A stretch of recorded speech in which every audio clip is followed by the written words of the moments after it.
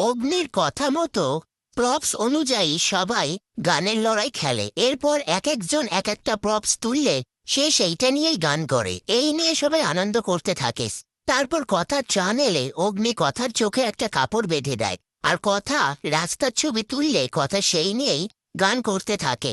এরপর হঠাৎ করে বৃষ্টি চলে এলে সবাই সেখান থেকে চলে যায়। তারপর অগ্নি কথাকে ঘরে যেতে বললে কথা যাওয়ার সময় দেখে প্রান্তিক এক কোণায় বন্দুক নিয়ে অগ্নির দিকে তাক করে আছে।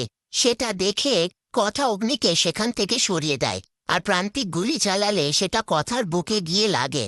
সেটা দেখে প্রান্তিক আপন মনে বলে, একটা কাজও ঠিক করে করতে পারি না। এরপর কথা জ্ঞান হারিয়ে ফেললে অগ্নি চিৎকার করে সবাইকে ডাকে। সবাই সেখানে ছুটে এসে কথার এই রকম অবস্থা দেখে সবাই মিলে কথাকে হসপিটালে নিয়ে আসে।